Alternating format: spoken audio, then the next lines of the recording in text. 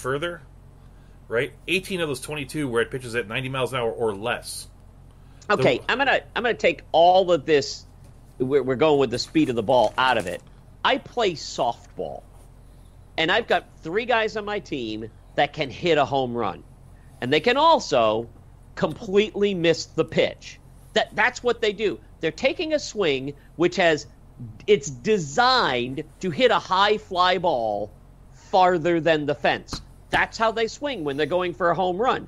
They're swinging differently than when I say to them, I need a single. Get me a single. And they take a completely different swing and a different approach at the plate, and the speed of the pitch is 100% immaterial. If you know where the ball is going to be, and you can match that pitch with the speed of your bat, you hit a home run. That's what it is. But you've got to be trying to hit that pitch. In baseball, you don't see. It's actually one of the things that might be causing the home run jump is that baseball players are pretty cool with the strikeout. Like, they really don't go up to the plate going, "I'm going to do the right thing." Whenever somebody hits a bunt single versus the shift, it's a big story. Everyone passes around, but it's happened 6 times this year out of 270 shifts. It's like these guys are swinging for the fence on 0-2. These guys are swinging for the fence. I was looking at the stats on that because I couldn't find something. Somebody said on 2 strikes they're not doing what Tony Rizzo does, and choking up and trying to get the ball across. I don't have access to the stats by 2-strike pitches. Christian Vasquez hit a 3-2 pitch over the That's what I'm saying. He wasn't the bullpen. He wasn't. He was swinging for a home run, but that may have been the right thing to do because nobody else had gotten a hit. The 2 runners that had been in the last 2 innings against this pitcher had been walked and hit by a pitch. So hitting a home run may have been the only way to get the runner home from first and win the game. There is something because to say that. They probably weren't going to put together 2 hits off of this guy. He struck out 5. He faced 8, walked 1, hit 1, and didn't hit him by a lot, by the way. Nicked his elbow. And then he gave up this home run to end the game. It was actually a good outing, except for the ending of it, which was terrible. Because the Red Sox lost? Red Sox won. Christian Vasquez hit the home run. What was terrible about the ending? What's really terrible if you're the pitcher? Oh, yes. Okay. We actually covered everything on my notes except for one item that people sometimes say. People sometimes say the reason for the home runs is because the ballparks are smaller. Do you think? I don't think anyone changed any of the dimensions of their ballparks last year. Well, I mean, the truth is, the Yankees used to do it every other weekend. The truth is, the ballparks as a whole are a little bit smaller. But the bigger thing is something that you brought up before is that the amount of playing field, like territory that can be played in, is 20% smaller than it was, 10 or 15 years ago. Every team that builds a new stadium is building a smaller stadium. Even the Yankees, who made a big deal about keeping the same dimensions, like the old stadium used to be curved. This one's got straight lines between them, so that's actually shorter. What it does is, when a guy gets up to the plate and you tell him you're a softball guy and you're like, go hit a home run, what are things that happen? The good outcome is the home run. The bad outcome is the strikeout. But the second most common thing is the pop up, right? And what you take a guy like Mike Moustakas, who looks really awesome nowadays because he moved from Kansas City to Milwaukee. The real thing that has happened is that he's a guy who's prone to these pop ups. The big thing is a lot of those pop ups that he's hitting are going into the stands foul, where they didn't used to. They used to be caught for easy outs. So he gets second chance, third chance kind of thing. And I'm not knocking Moose per se, though I am, but everybody else out there. Did you bring up this topic because of the one that Mazzara hit last night that was 505 feet? No, I actually brought it up because I thought it's one of the more intriguing things about what's going on this year in baseball. Because I'm noticing it says it's a 2-run shot in the first inning, but it was so awesome that there was no one on base, and they decided to award him 2 runs because that home run was that awesome. It's 5 out. The Rangers still lost the game. So Brendan, you get to be, considering the time, you get to be the voice of reason here. It's like we have a choice. We discussed the reasons why all these home runs might be hit, excluding performance-enhancing drugs. it's like we've made the argument for all these things. Maybe a combination of a bunch of these things together might do it. It's like we are going to hit, Major League Baseball is going to hit 1,000 more home runs this year than at the height of the PED era.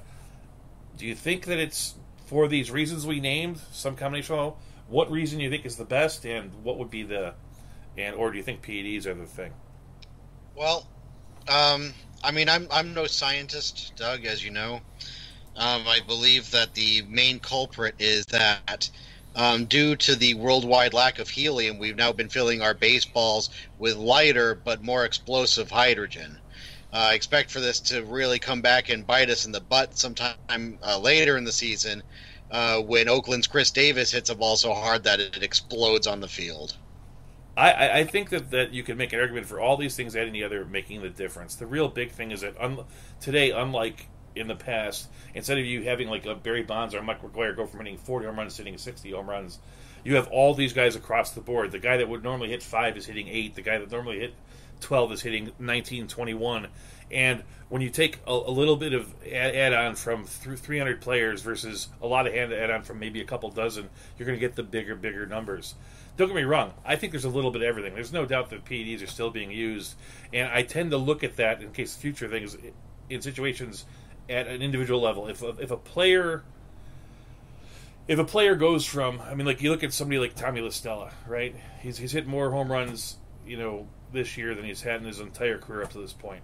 That's enough to make you question it a little bit. Could it be playing time? Sure, it could be. But at least you got to go into your back of your head. If a batter is doing something that they couldn't do when they were taking drugs, you got to just question it. You can't accuse anybody directly, except for David Ortiz. But kick him while he's down. Do we have any home run hitters right now that are very conspicuous by their totals, like when Brady Anderson hit 50 that one year? Brandon, that's a great question. I love that question. Can I say I don't care because you're cutting into my time now? Because, ladies and gentlemen, it is now just time. Vamping. We were vamping. You were the game-ending trivia. I told you to go to the bathroom before we started this thing. All right. Here are my 5 questions. We're going to have to go quickly. It's just like the old days. Brandon versus Doug. Here we go. Question number 1. Last year, Chris Davis led Major League Baseball in homers with 48. For the last 3 seasons, Chris Davis has ended the season with the same batting average. Okay, what has been his season-ending batting average for the last 3 seasons? 247, 257, or 277? What has been his season-ending batting average for the past 3 seasons? 247, 257, 277. Doug, you go first. It was 247. What do you think? I'm also going to agree. It's 247. It is 247. Chris Davis has played outfield and DH. It's an important question. Outfield and DH for which 2 Major League Baseball teams? Which 2 Major League Baseball teams? Chris Davis has played outfield and DH for which 2 Major League Baseball teams? Doug, you are still in the driver's seat. I know one is the Brewers. Are the A's a Major League team? I'll go with them. Okay. Brendan, what do you think? I want to say the Orioles and the A's, and you can't tell me I'm wrong. I know both of those guys' names are Chris Davis.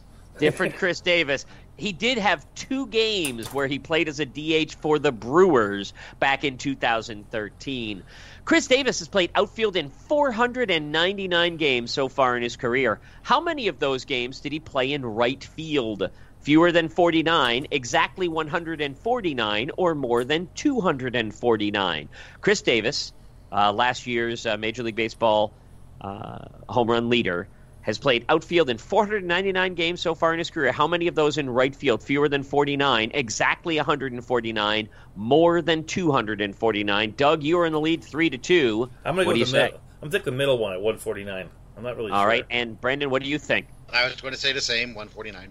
No points awarded. He has played all 499 games in left field. All of his outfield games have been played in left.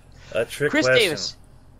Not a trick question. A question, which I knew the answer to and you didn't. That makes them all tricks. It may be a curveball. Chris Davis has hit exactly 1 home run in the postseason. What is his postseason slugging percentage? 250, 500, 750, or 1,000? Chris Davis last year's Major League Baseball home run leader, has hit exactly one home run in the postseason. What is his postseason slugging percentage? 250, 500, 750, or 1,000? Doug, you are still in the lead, 3-2. They haven't played that many postseason games. I'm gonna go 750. All right, Brendan, what do you think? I am going to go with 500. It turns out they have not played that many postseason games. 1 is the number they have played. He is 1 for 4 in the playoffs with a home run. It's 1,000. Good Still for him. 3-2. This is our final question. This is a number. If you get it exactly right, you'll get 3 points and win outright. If nobody is exactly right, who's ever closest will get 2 points and win outright. Chris Davis has how many career assists in 499 games in left field for the Brewers and the A's? Chris Davis has how many career assists in 499 games in left field for both the Brewers and the A's? Doug, you go first. 10. All right. And, Brendan, what do you think? How many career assists? With 14. 14. That's an interesting strategy. You went slightly higher, thinking that if it was 11 or 12, you'll take the push at 12 and still lose. But anything higher than 14, you would be able to go. In 499 games, Chris Davis has 10 assists. Wow. Our winner is Doug Boyle, the man so nice. We named this podcast for him. Congratulations to Chris Davis, who is not leading the Major League in home runs this season. I'd like to thank everybody for this victory. I couldn't have done without you. Thank Brendan for scoring less than me. Thank the professor for the questions. I'd like to thank the guys out in the chat room, Easy, everybody for showing up this day. G Cinco, Nick Gordon for the closing music.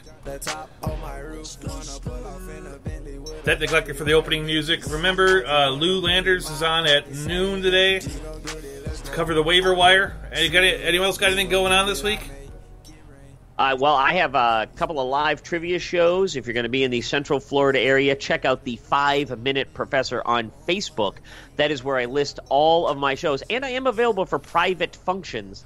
If you message me at 5 Minute Professor, you can do that. And we're building a brand new 5 Minute Professor website.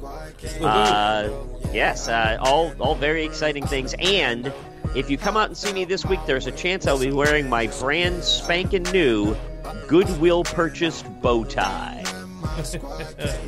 Well, I guess it's 57:50, which is good enough. We got to be done a little bit early. Anyone want to talk about any kind of nonsense for a minute and a half? Or should we just accept that we've made it through the day? Well, we have made it through the day, but there is nonsense to be had everywhere. And in particular, I read an article that said the Red Sox beating the Twins the other day made them part of the elite of the American League. And I'm trying to figure out what universe that would be in. I was actually reading an article. I mean, I have this standpoint that the American League has got a lot of bad baseball, and this year the National League is on pace to have its best record history against the American League in interleague games. There's a lot of bad teams. I mean, the Red Sox Yankees are a good team by proxy, because of their history, and they have a lot of good players. The Rays look good, the Twins look good, the Astros look really good, and beyond that, that's your elite. So the Twins are a team that if you beat them, you prove something. As strange as it sounds. I still can't. You lost an extra innings lead to Max Kepler in the 13th on a home run, and then you got beat by him again in the 17th and lost the game. Do elite teams do that, man? Do they get victimized by Max Kepler twice? I'm not thinking no. I'm thinking no. That's not elite. No. Well, I guess so. There we are bashing on our own Red Sox because that's what Red Sox fans do. Yep. Even when things are going good for the Red Sox, you guys can find a way to be miserable about it, which is one of the things I love about the Boston people. That's why we're going to probably end up losing also love this your year cream in the pie. wild card game to the Montreal Rays because baseball is back in the Belle Provence. I'm going to abruptly just cut us off at the minute mark because we're at 12 seconds, 11 seconds, 10 seconds, and you got to say what we did today. What we do? survived, Doug. We survived. We survived. Thank God for that.